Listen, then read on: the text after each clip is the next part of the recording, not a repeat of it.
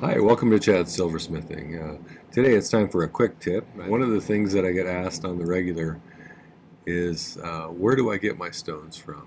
And that's a good question. And so I thought I'd do a little video to address that, as well as some strategies that I uh, use when buying them to try and get some good deals. So let's get started.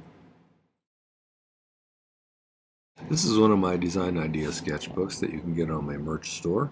I have a number of different models. This one has information about solder flow temperatures of various types of silver solder. Some of the other ones have conversion charts. I just put one up that has the Mohs scale of hardness on it with the common minerals associated with the different hardnesses. So it's a little bit of extra information in addition to having this great place to keep track of your projects on each page. So they got a whole bunch of pages. They have a dot matrix in the background, which helps me to draw more symmetrical pictures. So that's useful to me. But the real feature for me is that I get to keep a record of all the projects that I've made over the past 5 years or so. And that's nice to be able to go back and check out what you've done, remember how you did things, in case you want to revisit something similar. So get yourself one or two of those. I think they're pretty handy. So I don't have a picture today because we're doing a tip, but I do want to talk a little bit about buying stones. To be honest, one of the things that really got me into metalsmithing was interest in minerals and rocks and things like that. And that's really where things started for me. So I had been to a gem and jewelry show before I started actually collecting rocks, and that played a role in me eventually becoming interested in making jewelry. So visiting gem shows was a good way to learn about stones, as well as a little bit about the business side of things too. So I wanted to share some things that I've learned over the years as far as buying stones. To start with, there's a number of places you can get stones. You can sometimes get stones at local nature themed kind of stores. There are rock shops too that oftentimes carry cabochon kind of stones. And that's primarily where you'll find them in retail situations, except for gem shows and jewelry shows. You can, of course, buy things online. I would strongly suggest that it would be a better idea to probably buy stones in person, unless you have someone online who you've bought from before and you know that they have really good quality products. So there's a lot of people online who alter their pictures of the stuff they're sending, or they will show you one thing and send you something else. So find a trusted supplier. I'll put my friend John's, he's not paying me or anything for this, but I'll put his link in the video description. He cuts really pretty stones, and I know for a fact that he does good work because he occasionally gives me one that I can show on the channel. So he's a trustworthy stone cutter. But generally I would suggest it's better to buy them in person if you can. The best place from my personal experience to buy them is at gem and jewelry shows. And if you're lucky enough to live near a relatively large city, I don't know if that's lucky or not, but if you live pretty close to a large city, there's bound to be a gem show or two that comes through every year. At least in the US there seems to be. I've heard they're scarce in the UK and some other places. So keep your eyes peeled for those kind of things coming around, because that's really a good spot to get stones most of the time. Speaking now to US viewers, because I know most about the gem shows in the US. However, I'm certain there's places in the world that also have really good shows to check out. But in the US, the biggest gem show that comes around each year is in February, and it's in Tucson, Arizona. And they have thousands of vendors with all sorts of stuff from around the world, and it's really an experience. And I would recommend getting to that at some point, because I did it once, maybe 25 years ago, and I really didn't have enough money at the time to go to that because there's just so much to see and buy, and all sorts of beautiful mineral specimens and artwork made out of stones, and just, you know, raw stones, cut stones, and just about anything you could imagine. Finished jewelry. You need to wear really good walking shoes if you choose to do that one. But a fun experience, a great way to get some stones, and just amazing to see all the different beautiful rocks from around the world. The one that I usually attend is actually generally considered the second biggest group of gem shows in the country, and there's 12 or 13 different shows in Denver, Colorado, and that's usually in the middle of September sometime. So that's worth checking out too. There's lots of good stuff there, and that's where I usually end up going to get my stones. And what are some things that are advantageous about going to a gem show? In addition to being a fun experience with lots of pretty rocks to look at, there's some advantages to buying stones at a gem show, I think. One of the advantages is that sometimes there's a wholesale section at the show, and if you have a tax license or a tax ID, you can get into those as long as you bring it with you. That being said, I have found that sometimes the deals in the wholesale section aren't as good a deals as one would hope. So that's not to say you can't sometimes find them, but a few of the pitfalls I've run into with wholesale dealers is they sometimes have a minimum purchase that they will do business at. So they may say you need to buy at least $500 worth of stones to shop here, you know, because they're trying to do business with people who buy lots and lots of materials so they can get repeat business that way. I've also noticed that the prices really aren't that much different in the wholesale section than in the retail section, and the quality is similar. So, you know, that's not to say you couldn't occasionally find a good deal back there, and I'm sure the more bulk kind of buys you make, the better the price you'll get. But, you know, check out the retail side too and do some price shopping.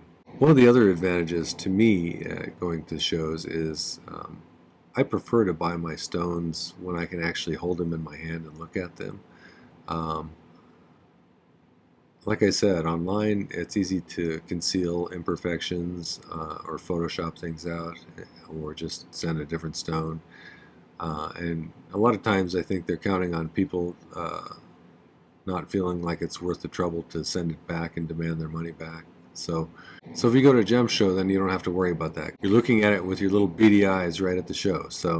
And there's no problem with bringing your own loupe if you want to look at faceted gemstones up close or whatever. They might respect you a little bit more if you look like you know what you're doing. Another advantage is that it helps you to get a feel for what is a good price for a stone. The reason being is because you'll probably find multiple vendors selling, say, garnets or something. And you can look at the quality of the garnets at one place and find some garnets that are comparable to those ones at the other vendor's place and see what the price difference is, you know. And after you do that for a number of times, you'll start to get a feel for what different stones should cost for a particular quality. Again, I'm no stone expert. I've done a little bit of GIA coursework and learned a bit about that stuff, and most of it besides that was self-taught. But so after a bit of doing that, you'll start to get a feel for what a good price is for a particular mineral. So another advantage is getting to talk to the vendors and find out things about where the stones come from and how they came by them, and you know why they carry that particular variety of that stone or whatever. It's nice to get that information, and it's really nice to meet people from all over the world. That's one of the cool things about going to an international sort of marketplace, because you get to chat with people from all over, and it's kind of nice. Another cool feature about shows is the sheer variety of stuff that's available. It's a concentrated bunch of all sorts of different gemstones, and so it gives you the opportunity to really pick out some cool stuff. Just the sheer variety and quantity of them makes it impressive and easier to find what you're looking for. Finally, one of the things that I really like about gem shows is some vendors will have a bargain bin where they're trying to move out old stock, and a lot of times I get faceted stones in those situations because faceted stones are oftentimes kind of expensive individually. And so check out the vendors that have bargain bins and sort through them. Sometimes they're just in a big pile. Every once in a while you find some super deals in those bargain bins. You'll find some specific thing that you haven't seen before, or it's just a good deal for a little batch of stones. You'll find they'll have quantities of stones together like this. This is some citrines I probably picked up in a bargain bin too. But they'll be in a bag or a package like this kind of. And there may be some in there that aren't the greatest, but there will definitely be a few in there that are good. So, and most of the time the bargain bins that I find at the Denver gem shows are 50% off of what the original price was. And so, you know, where it says it was originally $100, this will be $50. So um, it's a good way to get quite a few stones for pretty cheap, and sometimes you get some really nice ones out of it. Another thing you might want to think about when you're getting ready to go to your gem show is to plan a budget. I'm really bad about this.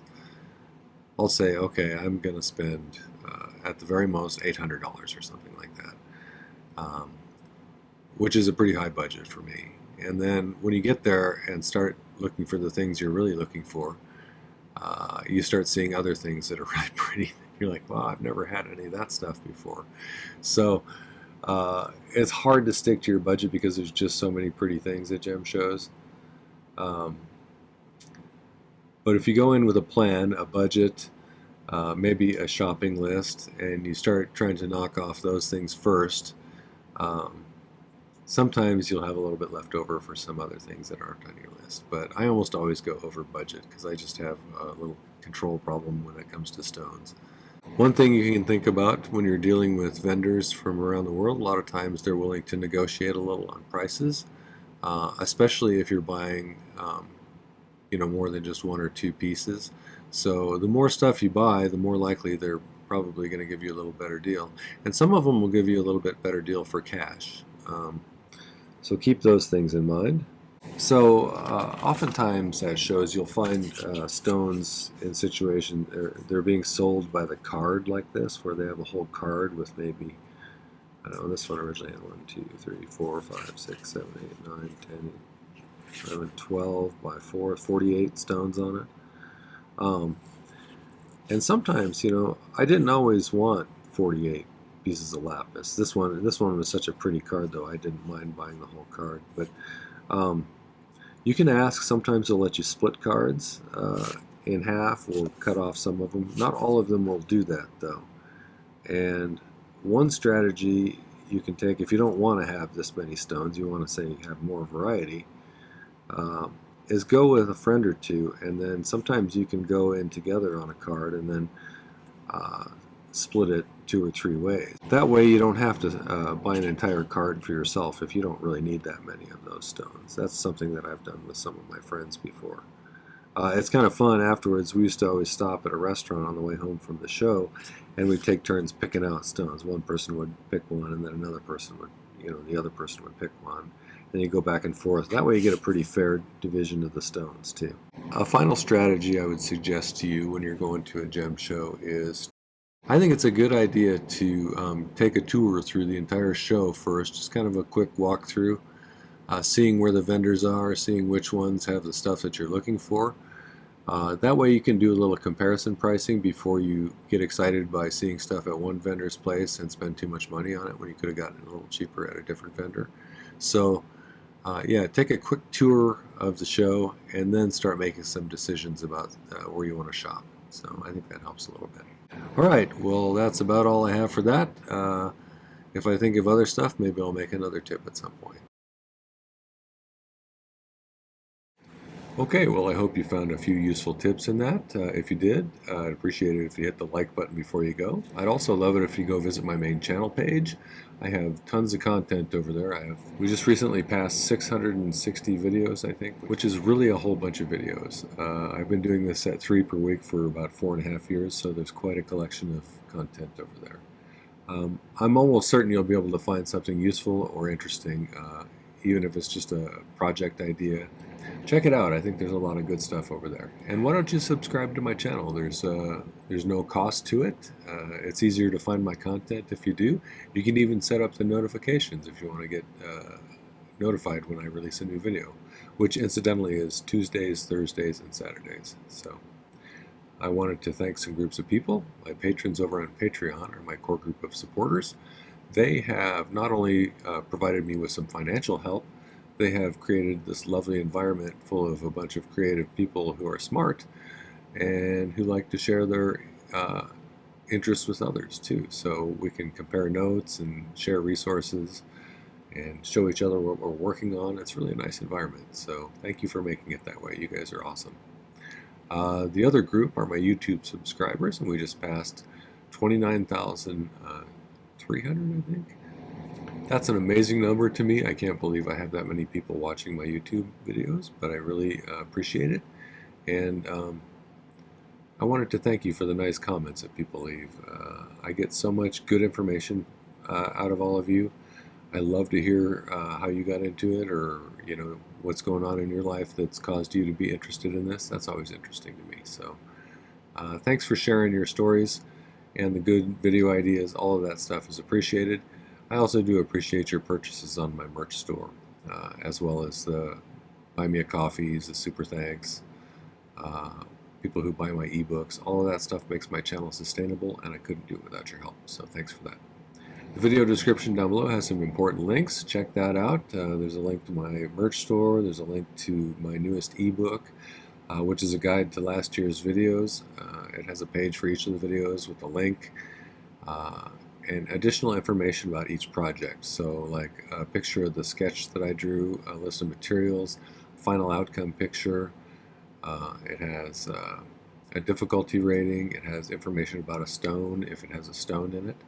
And it has notes that I took about the project, things that I might have found difficult or easy, mistakes I might have made, things I might have done differently, what I learned from it, all that kind of stuff. Check that out. It's a good way to have a whole bunch of projects right at your fingertips, and a really nice way to support my channel. So you can even get all 3 years I've done that for, 2023, 2024, and 2025. There's a link on the merch store where you can get all 3 for one package deal, and it's $15 cheaper. So check it out. All right, well, thanks for watching today. Take care. Happy silversmithing.